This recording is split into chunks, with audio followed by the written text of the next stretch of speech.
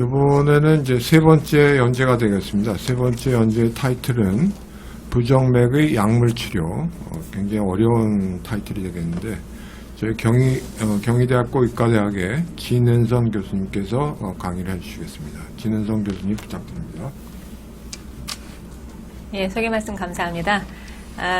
부정맥의 약물 치료를 사실 10분 안에 말씀드린다는 게 불가능하기는 해서요. 이게 개요 정도로 이해를 해주시면 좋겠습니다. 이 아웃라인을 좀 이해하시고 이런 거구나 이렇게 알아주시면 감사하겠습니다.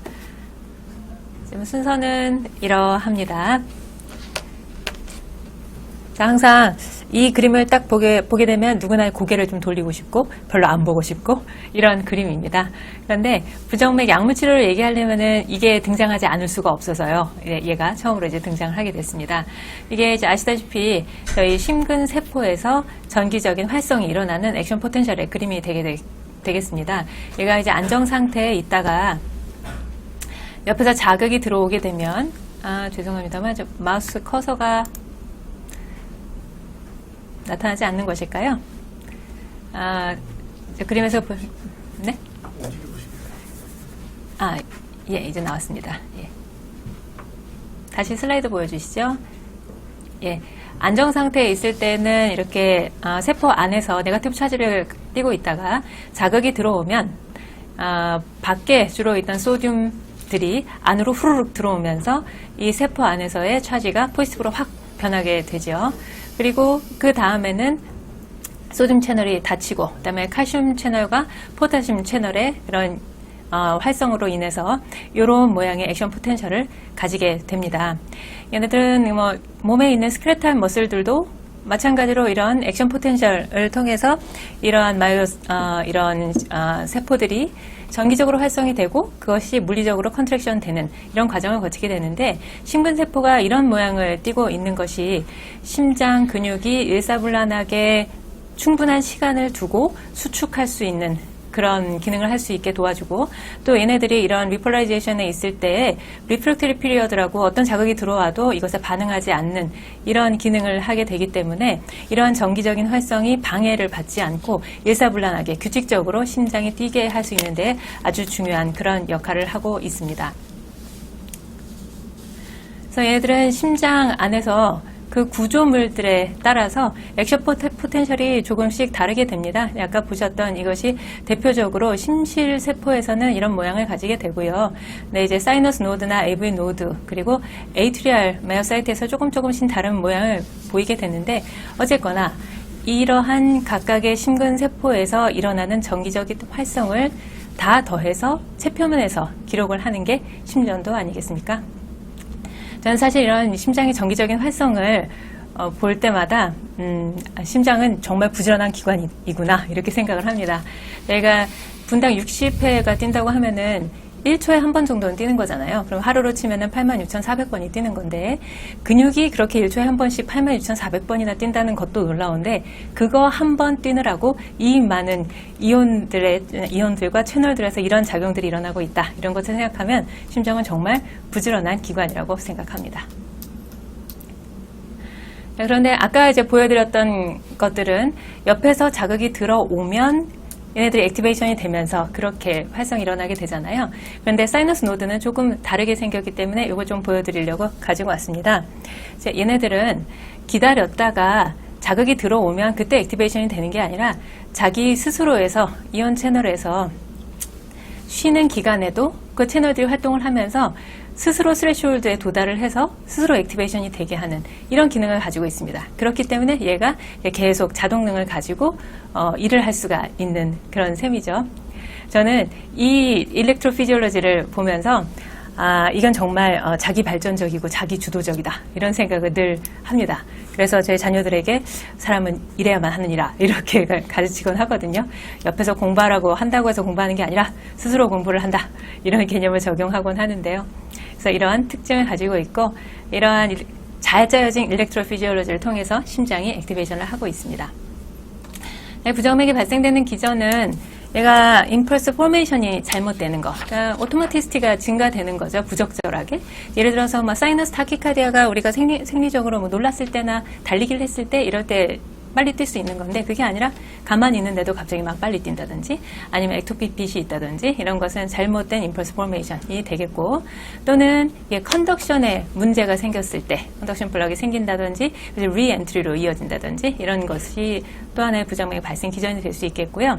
그 다음에 이제 트리거드 액티비티라고 해서 얘는 이제 리폴 과정에서 다시 디폴이 생기는 거여서 early after depolarization, 뭐 delayed after depolarization 뭐 이런 이야기를 아마 들어보셨을 겁니다. 그래서 이런 것들이 부정맥이 발생되는데 이제 이런 기전이라고 할 수가 있겠고요. 자, 이런 것들이 일어나기 때문에 얘네들이 좀 덜 일어나게 할 수 있게 전기적으로 안정화시켜주는 그런 것이 부정맥의 약물 치료라고 이해를 하시면 될 것 같습니다. 자, 아까 말씀드렸던 것처럼 이렇게 심근세포가 한 번 액티베이션 되는 그 사이클마다 이제 작용되는 채널들이 아주 많습니다. 근데 가장 주된 이온은 소듐, 포타슘, 칼슘이 되겠습니다. 특히 이제 앞에 페이즈 제로 갑자기 휙 액티베이션 되는 거 여기서는 소듐이 가장 중요한 역할을 하게 되겠고요. 그 다음에 이제 칼슘, 포타슘 이런 것들이 작동을 하게 되겠습니다. 그래서 이런 채널들의 작용을 해서 얘네들의 액션 포텐셜의 듀레이션을 좀 길게 해준다든지 또는 이 슬롭을 좀 더 느리게 해준다든지 그렇게 해서 안정시키는 것들이 이런 부정맥 약제들이 하는 일이라고 볼 수가 있겠습니다. 그래서 이 보통 저희가 가장 흔하게 쓰는 것이 보건 윌리엄스의 클래시피케이션이 아니겠습니까? 얘를 그림으로 무식화해서 표현된 게 있어서 가지고 와봤는데요. 얘가 한눈에 딱 알아보기는 참 편해서 좋은 것 같습니다. 아시다시피 클래스 1은 주로 소듐 채널에 작용을 하는 것이고 1A, 1B, 1C로 나눠져 있으며 속해 있는 부정맥 약제에는 대표적으로 이런 것들이 있습니다. 제가 파란 글씨로 적어드린 것들이요. 저희가 임상에서 클래스 1C 에이전트 많이 사용하죠. AFib 컨트롤 할 때 많이 씁니다. 프로파페놀, 리트모놈이나 플레케나이드, 템보코, 풀카드 이런 이름으로 불리는 것들 이런 것들 주로 사용하고 얘가 소듐 채널에 주로 작용을 합니다. 다음 클래스 2는 베타블로커 이고요. 베타블로커는 뭐 너무 많이 사용을 하는 거죠. 부정맥뿐만 아니라 고혈압의 치료에도 사용을 하고 워낙 다양하게 사용을 하는 약인데 이것이 부정맥 치료에도 아주 중요한 역할을 하게 됩니다. 그리고 클래스 3가 주로 포타슘 채널에 작용을 하는 약제입니다. 정말 흔히 사용하는 아미오다론, 드로네다론, 소탈롤 같은 것이 클래스 3에 해당하게 되겠고요. 그다음에 클래스 4가 칼슘 채널 블로커가 되겠습니다. 물론 아시겠지만 칼슘 채널 블로커가 고혈압 약이 정말 많이 쓰이잖아요. 근데 걔네들은 혈관 확장 효과가 있는 디하이드로피리딘 계열의 약제들이고 부정맥에 작동을 하는 것은 이 두 가지 베라파미갈, 딜티아즘, 넌 디하이드로피리딘 계열의 약제만 해당이 되겠습니다. 근데 사실 클래시피케이션이라고 하는 것이 우리가 구별하기 좋고 그다음에 서로 대화하기 좋고 의사소통하기 편하라고 구분이 되어 있기는 하나 실제로 이 약제들이 이 효과만 가지고 있는 것은 아닙니다. 예를 들어서 아미오다론이다. 그럼 얘가 포타슘 채널에만 작용하느냐? 그렇지 않습니다. 특히 아미오다론은 다른 약제에 비해서 거의 뭐 클래스 1, 2, 3, 4를 다 그런 효과를 다 가지고 있을 만큼 소듐 채널, 메인은 포타슘이지만 소듐 채널에도 작용하고 칼슘 채널에도 작용하고 이런 효과들이 있습니다. 자, 이거는 클래스 1의 1A, 1B, 1C를 그림으로 좀 나눠서 보여드린 것이고요. 얘들이 똑같이 소듐 채널 블로커라고 하더라도 그 약제의 특성에 따라서 이렇게 작용하는 것이 조금 다르다라는 것을 보여드린 것입니다. 이거는 넘어가고요. 그래서 얘는 글씨가 작아가지고 어차피 이 브로셔 드려도 잘 보이지 않을 것 같아서 드린 표현은 없는데요. 자, 여기에서 보시면 이게 이제 왼쪽에 부정맥 약제 이름들이 쭉 써 있습니다. 그리고 얘네들이 작동하는 채널들이 써 있고 작용하는 리셉터가 적혀 있고요. 그 다음에 얘네들 클리니컬 이펙트가 어떤 게 있는지, LV 펑션을 떨어뜨리는 효과가 어떤 것이 있고, 이스트라카디악 펑션들이 있는지 이런 거를 적어 놓은 것이거든요. 자, 아까 말씀드린 것처럼 클래스 1이라고 해서 다 소듐 채널에만 작용을 하는 것이 아닙니다. 포타슘 채널에도 클래스 1A 같은 경우에는 포타슘에도 함께 작용을 하는 기능이 있고요. 특히 1C 같은 경우에 우리가 흔히 쓰는 프로파페논 같은 경우에는 베타 블로킹 이펙트도 꽤 많이 가지고 있습니다. 그 그다음 아미오다론은 아까 말씀드린 것처럼 굉장히 브로드한 그런 이펙트를 다 가지고 있습니다. 여러 채널들을 다 커버를 하게 되고요. 그렇기 때문에 저희가 임상에서 흔히 이 약을 사용을 하게 되는 것 같습니다. 입원 환자에게도 많이 사용을 하잖아요. 소탈롤 같은 경우에는 얘가 기본적으로는 클래스 3에 들어가 있어서 포타슘 채널에 작용하는 게 메인이기는 하지만 베타 블로킹 이펙트도 꽤 강하게 작용하고 있다는 것을 알 수가 있습니다. 그리고 생각보다 많은 것들이 LV의 펑션을 조금 떨어뜨리는 효과들이 있답니다. 그래서 항상 부정맥 약을 사용할 때에는 LV 펑션이 나빠지지 않는지도 함께 관찰을 하는 것이 중요합니다. 특히 로딩 도즈를 사용할 때 사용하는 초반에 펑션이 좀 나빠지지 않는지 볼 필요가 있습니다. 자, 그리고 아까 말씀드린 것처럼 그 클래스는 저희가 뭐 커뮤니케이션을 하는데 좋을지는 모르겠지만 사실은 이렇게 부정맥의 발생 기전에 따라서 이것이 이 약제가 어떤 효과가 있기 때문에 이걸 쓴다라고 이해를 하면은 이게 부정맥 약제를 사용을 하는데 임상적으로 적용하는데 조금 더 유용할 것이라고 생각이 됩니다. 그래서 그것이 표현된 것들이고요. 조금 빨리 지나간다면 이제 오토마티스티가 있는 경우에는 베타 아드레너직 블러커 또는 소듐 채널 블러킹 에이전트를 사용해 볼 수 있고 칼슘 블러커를 사용할 수가 있습니다. 그 다음에 트리거드 액티비티에 있어서 EAD, DAD 양쪽 모두 베타 차단제와 칼슘 채널 블러커들이 도움이 될 수가 있겠습니다. 근데 EAD 같은 경우에 톨사두부항 같은 경우에는 얘가 브레디카디아에 의해서 발생을 하는 경우에는 얘가 허트레이트를 빠르게 해줌으로 인해서 오히려 더 도움이 될 수가 있기 때문에 베타 아고니스트를 사용할 수도 있다는 것을 기억하시면 좋겠습니다. 그다음에 리엔트리 같은 경우에는 얘가 뭐 익사이터블 갭이 좀 기냐 짧으냐 뭐 이렇게 나눠져 있는데요. 얘가 조금 더 이제 익사이터블 갭이 긴 경우에는 클래스 1A나 1C 같은 소듐 채널 블러킹 에이전트가 도움이 된다. 그리고 익사이터블 갭이 짧은 그러니까 좀 에이트럴 피브릴레이션 같은 경우 이런 데에 포타슘 블러킹 에이전트가 도움이 된다. 근데 물론 APB 치료에는 소듐 채널 블러커도 도움이 되고 있고요. 사실 얘가 에이트럴 피브릴레이션에서 에이트럴 플로터가 동반되는 경우에는 클래스 1C를 썼을 때는 오히려 더 악화될 수도 있기 때문에 물론 임상 적용을 할 때에는 조금 더 이 표에만 의존하는 것이 아니라 좀 더 적용하는 데는 좀 아트가 필요하게 되겠습니다. 그다음에 칼슘 채널 디펜던트로 리엔트리가 생기는 경우에는 칼슘 채널 블러킹 에이전트들이 도움이 된다. 이렇게 기전상으로 이해를 하시면 적용을 하는데 조금 더 도움이 될 수 있겠습니다. 이제 베타 차단제 같은 경우에는 사이너스 레이트를 좀 느리게 만드는 효과도 있고 AV 노드에서의 컨덕션도 좀 딜레이 시키는 그런 효과가 있고요. 얘가 non-selective인 경우에는 특히 얘가 심파세틱 액티비티를 좀 감소시켜줌으로 인해서 이 부정맥의 증상을 완화시켜준 그런 효과가 함께 있습니다. 잘 아시다시피 얘를 쓰다 보면은 혈압이 떨어지거나 섬액이 잘 생기기 때문에 이것을 특히 주의해야 하겠고요. 저희가 소량의 셀렉티브 베타 차단제를 사용하는 경우에는 얘가 다른 기관의 효과는 별로 없는데 얘가 셀렉티브인 경우에도 고용량을 사용하는 경우에는 익스트라 카디악, 즉 페리페랄 아트레티지가 있는 경우라든지 천식이 있는 경우 이런 경우에 주의가 필요하니까요. 요거는 기억하시는 게 좋겠고요. 그다음에 아미오다론 두루두루 널리 쓰일 수 있는 아미오다론입니다.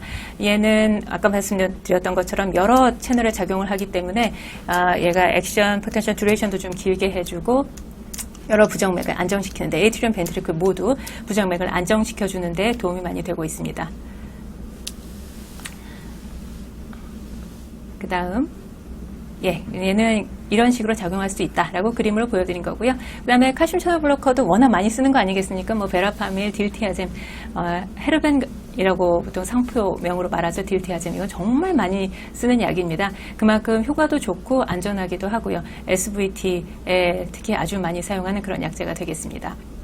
근데 베타 차단제든 이런 칼슘 채널 블러커든 얘가 LV 펑션을 나쁘게 하는 효과가 함께 있기 때문에 얘네들을 심한 허트 페일러가 있는 환자에게 사용할 때는 특별히 주의가 필요하다는 것 꼭 기억하셔야 되겠고 특히 저희가 AFib RVR이 있으면은 IV 혈벤 쓰는 경우가 많잖아요. 근데 이게 펄모널 이데마가 동반되어 있고 허트 페일러가 의심되는 경우에 IV 혈벤 사용할 때 특히 주의가 필요하다는 것을 꼭 기억하시면 좋겠습니다.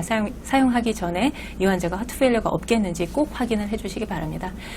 그 외 약제들로 PSVT 치료에 늘 등장하는 아데노신 있겠고, 얘는 아데노신은 이 혈액 안에 들어가면은 수초 이내에 효과가 없어지기 때문에 심장에서 최대한 가까운 쪽에서 주사해야 되는 거 알고 계실 거고요. 디곡신 같은 경우 AFib 있을 때 레이트 컨트롤 할 때 즐겨 쓰는 약제이고, 얘가 포지티브 아이노트로픽 이펙트가 있기 때문에 허트 페일러가 동반되어 있을 때 또 도움이 될 수가 있고, 이런 것들이 있겠습니다. 케이스 몇 가지 가지고 오기는 했는데요. 이거는 뭐 PSVT에서 아데노신 쓰는 케이스는 워낙 뭐 많이 보시는 것들이라 넘어가겠습니다. 저희가 심실빈맥으로 아미오다론을 복용하고 있던 환자였는데 자꾸 의식 소실을 해서 방문을 하게 되었습니다. 그랬을 때 심전도에서 이런 게 발견되었다. 이럴 때 우리가 일렉트로라이트를 좀 봐야 됩니다. 모든 항부정맥 약제를 사용하는 그 환자들은요, 포타슘 레벨을 잘 봐야 됩니다. 소듐, 포타슘, 칼슘 다 중요하긴 한데 특히 포타슘이 부족한 경우에 이게 프로아리드믹 이펙트, 이게 잘못된 부정맥을 오히려 유발하는 그런 것이 잘 생기기 때문에 특별히 주의가 필요하고, 포타슘 레벨을 반드시 3.5 이상, 4.0 저는 그냥 늘 전공의 선생님들한테 4.0 근처로 맞춰놓으라고 얘기는 하거든요. 그렇게 주의가 좀 필요하겠습니다. AFib으로 약물 치료를 하고 있던 중에 가슴이 답답하고 두근거려서 응급실에 왔다. 근데 이런 심전도 소견이 보였다. 와이드 큐레스 타키카디아이다. 그러면 이제 이게 심실빈맥인가?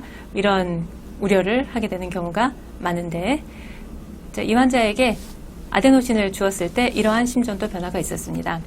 자, 이 환자가 복용하던 약제는 플레케나이드가 되겠는데, 이런 플레케나이드는 유스 디펜던스라고 해서 얘가 이제 맥박이 더 빨라졌을 때 어찌 보면은 그 효과가 더 이제 증가되는 건데, 부정맥 입장으로 보면은 그게 더 좋은 거긴 하겠죠. 맥박이 더 빨라졌을 때 효과가 더 좋아지는 거니까. 근데 이것이 이제 플레케나이드 같은 약은 컨덕션 시스템 전반에 다 영향을 주거든요. 그렇기 때문에 인트라 벤트리클라 컨덕션에 영향을 줄 수 있고, 그래서 QRS 와이드닝이 생기게 됩니다. 그래서 이 환자가 AFib였는데 이제 플레케나이드와 같은 원시 에이전트를 쓰면은 FIB 플로터로 전향이 되는 경우가 종종 있고, 플로터가 오면서 레이트가 빨라지면은 이렇게 와이드 QRS가 될 수가 있어서 이것에 주의가 필요하고, 이런 게 오지 말라고 저희가 항상 내과 전공의 같은 경우에는 족보처럼 알고 있는 것이 노드 블러커를 항상 같이 써야 된다, 이런 것을 하는 거 아니겠습니까? 그래서 이걸 감별할 때 이렇게 아데노신을 사용해서 얘를 레이트를 느리게 만들어서 보면은 벤트리큘러 레이트가 좀 느려지니까 QRS도 좀 줄어들고 이제 숨겨져 있는 이렇게 플러터 웨이브가 보일 수 있다는 이런 장점도 있겠습니다. 우리가 항상 부정맥 약물 치료를 할 때는 그 부작용에 주의를 해야만 합니다. 항상 모든 부정맥 약제는 프로아리드믹 이펙트가 있을 수 있다. 얘가 VT를 유발하거나 그런 위험한 일이 생길 수 있다라는 것을 기억하시고, 항상 심전도를 팔로우업을 해서 별 문제가 생기지 않는지, 특히 뭐 포타슘 셔널 블로커 같은 경우에는 QT 프롤롱게이션이 생기지 않는지, 그다음에 아까 말씀드린 것처럼 플레케나이드 이런 약제들은 QRS가 넓어지지 않는지, 이런 거 꼭 봐야 되고요. 아미오다론 같은 경우에는 널리 두루 사용할 수 있고 좋은 부정맥 약제이기는 하지만 가장 대표적으로 이제 타이로이드 디스펑션 생길 수 있고, 그래서 규칙적으로 TFT 꼭 해봐야 되고요. 위험한 것 중에 하나는 펄모너리 파이브로시스이죠. 그래서 얘는 물론 자주 생기는 것은 아닙니다. 근데 올 때는 되게 심하게 올 수가 있고요. 근데 얘는 숨차서 보통 환자들이 오게 되기 때문에 발견을 하는 건 그리 어렵지는 않은데, 이럴 때 스테로이드를 쓰는 경우도 있고 안 쓰는 경우도 있습니다. 이게 아주 심하지 않은 경우는 그냥 약만 중단해도 좋아지는 경우도 왕왕 있어서요. 어쨌거나 이게 생길 수 있다는 것을 꼭 기억하셔야 되고, 레귤러로 팔로우업을 할 때에는 PFD 중에서 DLCO를 보시는 것이 도움이 됩니다. 참고하시기 바랍니다. 그 다음에 코로네얼 체인지가 오는 게 이게 아주 흔합니다. 생각보다. 이 아미오다론 복용하고 계셨었는데 안과 갔더니만 각막에 뭐가 생겼대요. 이렇게 얘기하시는 분들 굉장히 많거든요. 이게 뭐 대단히 위험하거나 시력을 잃게 만들거나 그렇게 오는 것은 아니지만, 이런 것들이 오면 대부분 이 약제를 되도록이면 다른 걸로 바꿔서 보게 됩니다. 그다음에 아까 말씀드린 것처럼 섬액 올 수 있는 약제들 주의하셔야 되고요. 제가 좀 다른 부정맥 약제들도 몇 가지 더 있는데 시간 제한이 있어서 더 말씀을 드리지는 못하고 이 정도에서 줄여야 될 것 같고요. 디곡신 쓰는 분들 요거 주의하셔야 되겠습니다. 디곡신을 쓰다가 노지아가 생기거나 또는 세상이 좀 노랗게 보여요. 그다음에 심전도를 찍거나 또는 이제 맥박을 짚어봤을 때도 섬액이 생기거나 또는 심전도에서 이상이 보였을 때 이거 디곡신 톡시시티 생길 수 있고, 특히 키드니 펑션이 매우 나쁜 분들에게는 디곡신 쓸 때 굉장히 주의가 필요하거든요. 그래서 이런 것 좀 기억하시면 좋겠습니다. 경청해 주셔서 감사합니다. 네, 진은성 교수님 수고하셨습니다. 시간 관계상 김지현 교수님 질문 한 가지만 네. 부탁드리겠습니다. 네, 좋은 강의 감사드립니다. 뭐 부정맥 약제 이런 기본 개념부터 너무 자세한 설명해 주셔서 좋은 강의 잘 들었습니다. 말씀하신 것처럼 이렇게 항부정맥제를 사용할 때 이제 아트가 필요하다고 말씀을 하셨는데, 그거는 이제 어떤 부정맥 약제를 선택할 거냐 또 이제 중요하지만, 사실 이렇게 프로아리드믹 이펙트나 사이드 이펙트가 많기 때문에 어떤 상황에 이런 약제를 쓰지 않아야 되고 다른 치료를 하게 되느냐도 중요한 것으로 생각합니다. 이제 저도 간혹 이제 의뢰를 받으면 그냥 어떤 부정맥이 생겼을 때 무조건 아데노신을 주거나 아미오다론을 달아놓거나 이러고 이제 의뢰를 받는 경우들이 많이 있는데, 사실 뭐 아까 케이스 보여주셨지만 토사대빵의 이런 상황이나 혹은 뭐 WPWAF 이런 것처럼 이제 이런 약제들 말고 또 혹은 약제를 주의해서 사용해야 되거나 다른 약제 말고 뭐 하트레이트를 증가시키거나 이런 치료들로 치료를 해야 되는 경우들이 있을 텐데, 그런 경우도 조금 설명해 주시면 감사하겠습니다. 굉장히 브로드한 거여서 제가 어떻게 답변을 해주면 가장 효과적일지 모르겠는데요. 하트레이트를 올리는 게 필요한 경우를 말씀하시는 거예요? 그러니까는 뭐 예를 들면 이제 큐티가 늘어나면서 토사대빵이 생겼을 때 이제 아미오다론을 달아놓고 이렇게 의뢰를 주고 이러시는 경우도 많이 있고, 그런데 이제 저희는 사실 뭐 포타슘 레벨을 올려주거나 마그네슘 정주를 한다거나 뭐 하트레이트를 올려주거나 이제 이런 치료들을 하지 않습니까? 그래서 그런 경우도 그렇고, WPWAF에도 사실 이제 저희가 쓰지 말아야 할 약제들이 있는데, 이제 그런 내용들 조금 설명해 주시면 감사하겠습니다. 예, 근데 사실 이게 그 롱큐티 톨사 환자에게서 그런 조치를 하는 것을 넌 카디올로지스트가 알기가 그리 쉬울 것 같지는 않습니다. 그래서 저도 이제 그런 컨설트를 받았는데 아미오다론 미리 썼다 그러면 와 이거 되게 위험할 수 있으니까 이거는 좋은 방법은 아닙니다. 이렇게 얘기를 하고 주의를 하는 정도 외에는 사실 딱히 생각나는 게 별로 없기는 해요. 그냥 생기면은 그냥 조치하지 말고 그냥 전화를 거세요. 이렇게 얘기를 하기도 하고요. 그 정도일 것 같습니다. 사실. WAP 경우에는 요새 어떤 약들을 주로 쓰시나요? 아마 그 질문도 있었던 것 같은데. 이게 이제 와이드 QRS니까 이제 뭐 아데노신을 적용하는 경우는 별로 없기는 한데요. 잘 몰라서 그런 실수를 하는 경우도 있기는 하더라고요. 또는 이제 아미오다론을 사용을 하기도 하는데, 사실 아미오다론 이 기전상으로 봤을 때 아주 나쁘지는 않을 것 같다고 생각은 들지만 교과서에 따라서는 아미오다론 사용하지 말라 이런 권고가 있고 이제 가이드라인에서도 그러고 있고, 그래서 이제 이런 경우에도 와이드 QRS인데 레귤라면은 모르겠는데 이레귤라한 경우에는 반드시 확인을 하고 카디올로지스트에게 확인을 하고 약을 투약하도록 하고 있고, 그런 경우에는 1C를 씁니다. 클래스 1C를. 우리나라에 그 IV 제형이 있죠? 리트모놈이 있습니다. 프로파페논이 있습니다. 프로파페논, 그 다음에 플레케나이드도 있죠? 플레케나이드는 지금 수입이 안 되는 것으로 저는 알고 있습니다. 희귀의약품센터에만 있습니다. 프로케나마이드는 예, 플레카이나이드는 IV 희귀의약품센터에 프로카이나마이드는 없습니다. 그러니까 플레케나이드나 프로케나마이드 IV 제제는 없고, 네. 플레케나이드 IV 제제는 희귀의약품센터는 있습니까? 네. 프로파페논은 있습니다. 있고요. 네. 네, 하여튼 굉장히 광범위한 주제라서 20분 안에 정말 그 커버한다는 게 굉장히 어려운 거라고 생각합니다. 다음부터는 이런 강의를 선생님한테 부탁드리지 않게 제가 좀 주의를 주겠습니다. 수고 많이 하셨습니다. 감사합니다. 네, 감사합니다. 네. 이번 세션 이것으로 마치겠습니다. 감사합니다.